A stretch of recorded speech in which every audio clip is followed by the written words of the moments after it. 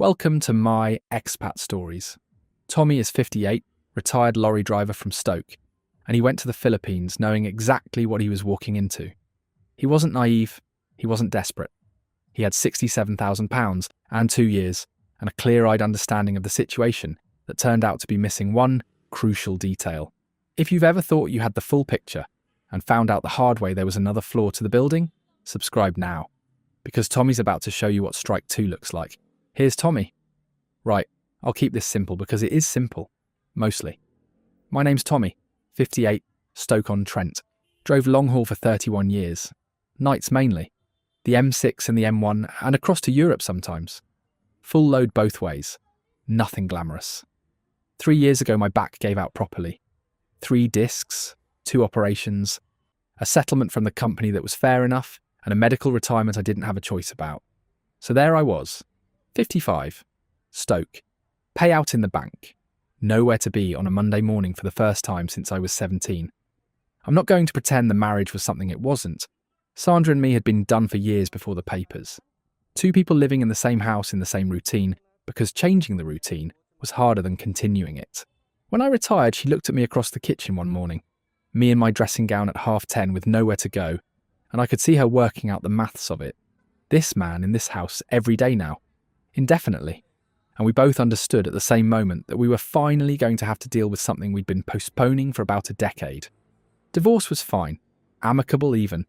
No nastiness, just 2 people acknowledging what had been true for a long time. So I had the settlement and the divorce, and a 2-bedroom flat in Stoke, and 55 years of knowing how the world worked, and precisely nothing to fill a Monday morning with. A fella I'd driven with years back had been going to Angeles City in the Philippines for years. He'd mentioned it enough times that I had a rough picture of it. Expat town, bar scene, the kind of place that doesn't pretend to be something it isn't. I looked it up properly, read the forums, the expat sites, the honest accounts from men who'd been and said what it was plainly. I'm not squeamish about plain. I drove lorries for 31 years. I have no romantic illusions about how the world operates. I booked a month, landed at Clark Airport, and got a taxi to Fields Avenue and walked into the heat and the noise and the neon and thought, right, here we are then. Angeles City is not subtle, I'll give it that. Fields Avenue at night is all open-fronted bars and music bleeding from every doorway, and women calling out from the entrance of every place, and the smell of grilled meat from the street food carts, and cold San Miguel bottles sweating in the heat. It's a transaction wrapped in a party. Everyone knows what it is. The pretending it's something else happens on both sides. And everyone knows that too. I wasn't there for pretending. I found a bar I liked on the second night, smaller than most towards the quieter end of the strip, the music at a volume you could talk over. That mattered. I was a man who'd spent 30 years alone in a cab with the radio. I had no problem with silence and no patience for noise that made conversation impossible. Cherry worked there, 31 years old, small, had a stillness to her when she wasn't working. That was different from the performance stillness of someone waiting to be noticed. Actual stillness. The kind that comes from being comfortable in your own skin rather than waiting for external instruction. She brought me a beer without making a production of it and said, "You don't look like a Fields Avenue man." I said, "I'm not sure what that means." She said, "Most men who come here look like they've been planning it. You look like you just decided." I said, "That's about right." She nodded like that was a reasonable answer and moved down the bar. I watched her work for an hour. She was good at it. Not the performance of good. Actually good. Attentive without hovering. Funny without trying. And there was a quality to how she spoke to people that was harder to name. She was interested. Not performing interest. Actually curious about the people in front of her, asking questions and listening to the answers. In 31 years of roadside cafes and service stations and transport depots, I'd met maybe a dozen people who actually listened when you talked. She was one of them. I came back the next evening, and the one after. By the end of the first week, we'd talked for hours across that bar. She'd grown up in Pampanga, not far from Angeles, family still nearby. Sent money home monthly, mother and a younger sister. Had been working the bar for 4 years, had done other work before, didn't go into detail, and I didn't press. She'd had a foreign man before. Australian, she said. Had been decent enough at first, and then less so, and then gone. And she spoke about it without bitterness, just as information, the way you file an experience and move forward. I liked her. That's the plain truth of it. I liked her before any arrangement existed. Liked her the way you like someone whose company is better than not having their company, which sounds basic but isn't. The arrangement came naturally, the way it comes in places like that. By the end of the second week, I was paying her bar fine most evenings so we could leave together when her shift ended. By the end of the month, I'd extended the trip and we'd settled into something with a shape to it. She was honest about what it was. I was honest about what it was. Two adults being straight with each other inside a situation that had parameters neither of us pretended weren't there. I went home after 3 months, went back 4 months later. That became the pattern. Long stays, gaps, money moving between. Back in Stoke, I had the flat and the Monday mornings and the occasional pint with men I'd worked with who now had nothing to talk about except bad knees and grandchildren. Out here, I had the heat and the bar and Cherry across the counter telling me something that was worth listening to. I'm not asking you to approve of it. I'm just telling you what it was. Robbie rang every few weeks from Stoke. My younger brother, sales manager, wife, 2 kids, the version of the family life I'd swerved around without quite meaning to. He was worried about me in the way younger brothers get worried about older brothers when the older one does something unexpected. Not real worry, more the discomfort of someone whose map of you no longer matches the territory. He'd ask leading questions, say things like, "You sure you know what you're doing out there, Tom?" I'd say yes. He'd say, "Mum's asking about you." I'd say, "Mum always asks about me." He said he was thinking of coming out, having a look, making sure I was all right. I told him I was fine, told him there was no need. He came anyway. Robbie arrived looking like a man on holiday rather than a welfare check, which told me something about the actual purpose of the visit. New trainers, a shirt that still had the fold lines in it from the packaging. He'd had a haircut recently. For a man who'd come to make sure his brother was all right, he'd put in a noticeable amount of effort. I met him at Clark Airport and we got a taxi to the guest house I'd sorted for him. Decent place, clean, 10 minutes from Fields Avenue. He was loud in the taxi, the way people are loud when they're covering nerves with performance. Asking questions without waiting for answers. Saying things like, "Well, it's warm, isn't it?" And "Smaller than I expected. So this is it then." I let him talk. 31 years of long haul taught me that some people need to fill a space before they can settle into it. I waited him out. He settled by the evening. I took him to the bar. Of course I took him to the bar. Cherry was on shift and I introduced them the way you introduce someone to a part of your life you're not ashamed of. Straightforwardly. No build-up. No performance. This is Cherry. This is my brother Robbie from Stoke. Cherry smiled and said, "So you're the one who checks up on him." Robbie laughed and said, "Has to be done, hasn't it?" And Cherry said, "He doesn't need checking up on. He's doing fine." Small exchange. 30 seconds. I registered it and moved on because it was just good bar manner, which Cherry had in abundance and which meant nothing on its own. Robbie had 3 beers and relaxed into the evening. Talked to Cherry when she came back to our end of the bar, which was natural enough. She was the person he knew in the room, the connection point. She was warm with him the way she was warm with everyone, asking questions, listening to the answers. I watched it the way you watch something familiar from a slight distance and thought, she's good at this. She's always been good at this. What I didn't think, what I specifically chose not to think, was that she was being good at it in a slightly particular way, a slightly calibrated way. The difference between warmth and interest and warmth performing interest. I'd seen it before, I knew the difference.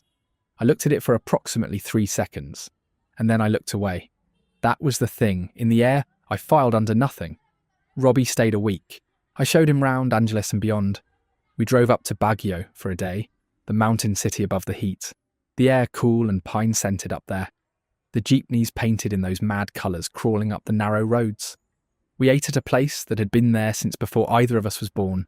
The food plain and good, and drank coffee that was too strong, and talked about Stoke, about Mum, about the kids. Normal brother stuff. The week had an ease to it that I appreciated. Robbie, without the performing concern, had always been decent company. He came to the bar every evening. Cherry was on most of them. They'd talk while I had a beer, and she worked. I noticed his eyes finding her across the room, when she wasn't at our end. I noticed the way he sat slightly straighter when she came over. I'm a man who spent 30 years reading the road ahead. I saw all of it. I looked away every time.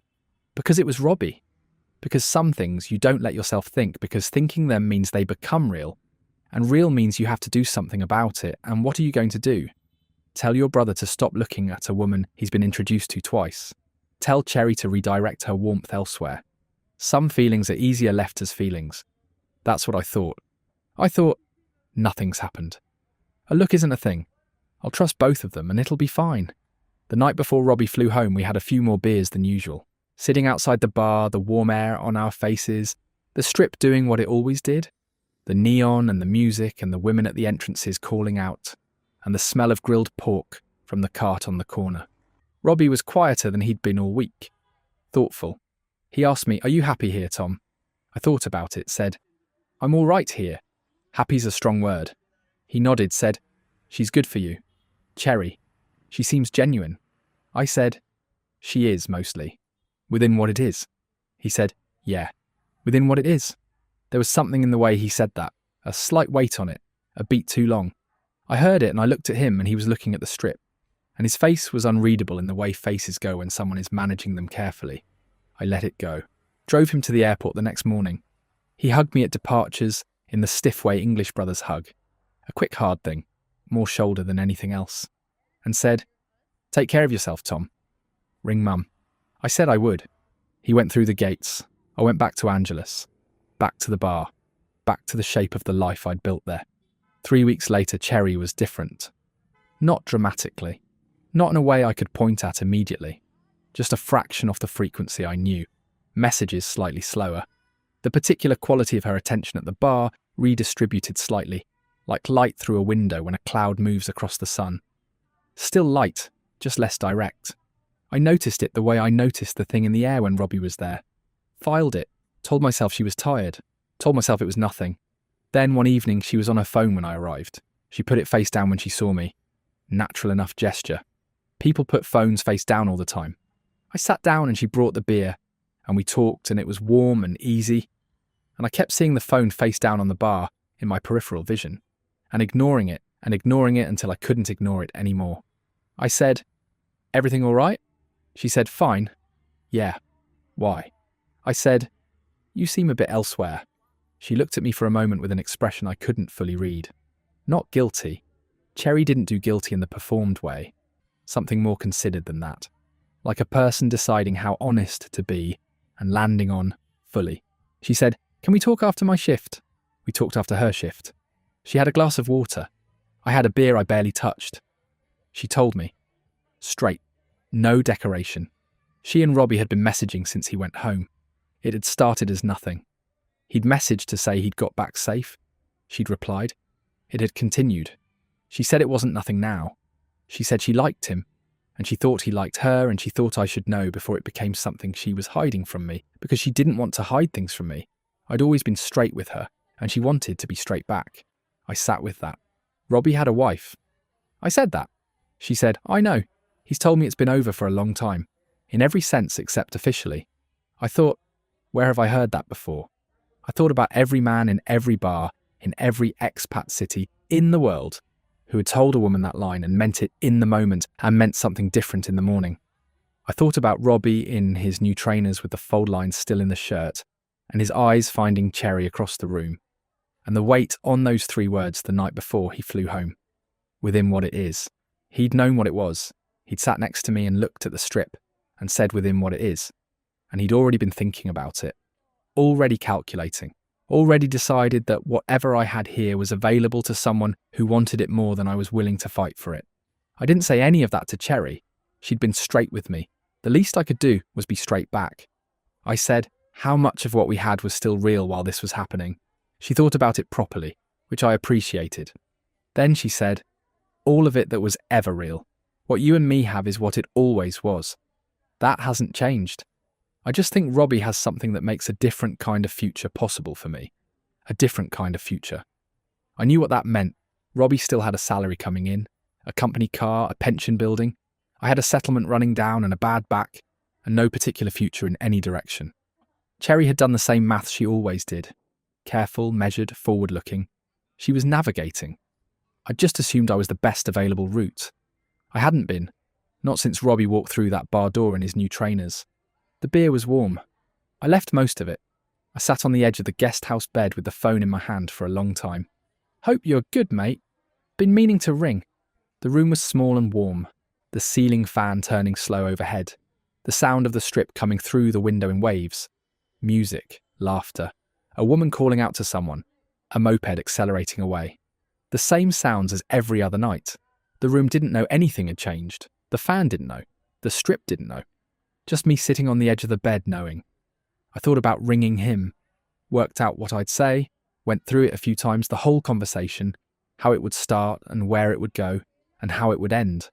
The version where I was angry, the version where I was cold, the version where I said what I actually thought about, a man who comes to check on his brother and leaves with his brother's woman in his back pocket, like a souvenir. None of the versions felt right. Not because I didn't have the words, because Robbie would have words back. Robbie was always good with words. Sales manager, talks for a living, could reframe anything into something that sounded reasonable if you let him get started. I'd seen him do it my whole life, turn a thing around in the light until it looked different. He'd tell me it wasn't like that. He'd tell me Cherry made the first move, which was true. He'd tell me there was nothing between him and his wife for years, which might also be true. He'd construct a version of events in which he was a reasonable man responding to a situation, rather than a man who'd walked into his brother's life and taken the one warm thing in it. And the worst of it was, I'd be able to see the joins in the argument, and it still wouldn't help. Because knowing something is wrong and being able to win an argument about it are different things, and winning the argument wouldn't give me anything back. So I didn't ring. I put the phone face down on the bedside table. The same gesture Cherry had made earlier. Phone face down, the things on the screen that you're not ready to look at directly. I left it 2 days. Robbie messaged again. Tom, you around? Getting a bit worried. Haven't heard from you. I read it. Didn't reply. Third day, a longer one. Look, mate, I know Cherry's probably said something. And I'm sorry. I know it's complicated. I didn't plan for any of this. If you want to talk, I'm here. I didn't plan for any of this. The most useful sentence in a betrayal. Nobody ever plans for any of it. It just happens somehow, all on its own, while you're standing there in new trainers with the fold lines still in them. I turned the phone off and left it off for 3 days. When I turned it back on, there were 4 messages from Robbie and 2 missed calls from Mum, who'd presumably been told something was wrong by Robbie, which meant he'd told his version first. I didn't ring Mum back that day. I rang her 2 days later and said I was fine, just had a quiet patch, nothing to worry about. She said Robbie said you two had a falling out. I said it was nothing serious. She said he's worried about you. I said I know. I said I'll sort it. I didn't say when. I haven't sorted it. That was months ago, and I haven't sorted it, and I'm not sure I'm going to. Here's the thing about losing a brother. It's not like losing a friend. A friend you can be angry at. And the anger is clean, because the friendship was a choice. And choices can be unmade. A brother is different. You didn't choose him. He was just there from the start. Part of the furniture of your life. The person who knew your mum's kitchen, and your dad's voice, and every address you ever lived at. You can go quiet on a brother. You can stop answering. But you can't make him not be your brother. And you can't make the 30 years of being brothers not have happened. And so the silence sits differently than it would with anyone else. It has a weight and a shape that a silence with a friend doesn't have. Robbie knows that. I know that. Neither of us has found a way through it yet. Cherry. I want to be accurate about Cherry because she deserves accuracy. She didn't do anything I didn't understand. That's the plain truth. I'd spent 2 years in that bar watching her navigate a situation with intelligence and practicality, and a clear eye for what was available and what wasn't. Robbie was available in a way I wasn't. Had things I didn't have. She made a rational decision with the information she had, and she told me about it honestly when she could have hidden it until it was too late to tell. And there's a version of this where that honesty is a kindness. I know that. It doesn't entirely help, but I know it. The money, £67,000 over 2 years. The settlement running down in a bar on Fields Avenue. I don't regret the bar. I don't regret the evenings at the end of the shift with the night air coming in, and the strip going quiet, and Cherry talking about whatever she was talking about, and me listening properly the way I hadn't listened to anything in years. That was worth something. It was worth what it was worth, and that amount is not zero. It's just not £67,000 either. Somewhere in the middle. I'll never know exactly where. I'm still in Angeles City. That surprises people when I tell them. They expect me to have come home, tail between legs. Lessons learned. I haven't. The flat in Stoke is there when I need it. Monday mornings in Stoke are still Monday mornings in Stoke. Out here, the heat is the heat. And the bar scene is the bar scene. And I'm a man who knows what things are, and I'm not finished knowing this one yet. I go to a different bar now. New crowd. A woman called Marisol who works there has a laugh that's different from Cherry's and makes me feel something different from what Cherry made me feel. And I'm not pretending it's the same thing or trying to make it the same thing. It's just company, just warmth, just a Monday morning that doesn't feel like a Monday morning in Stoke. Robbie is in Stoke. Cherry is in Angela's. I don't know what the two of them are doing or what they've told each other or whether the different kind of future Cherry saw in Robbie is taking shape the way she hoped. I hope it is, which I know sounds strange, but she was straight with me, and I respected that, and I don't wish her ill. I wish Robbie would ring and say the actual thing instead of the, I didn't plan for any of this thing. He won't. He's not built for the actual thing. Never was. 2 seats empty where there used to be people in them. That's the honest summary of it. The £67,000 I'd accounted for before I spent it. The 2 seats I hadn't. That's the detail I got wrong. This is my expat stories. And sometimes you lose the money and you've made your peace with that and then you lose your brother too. And that's the one nobody warned you to budget for.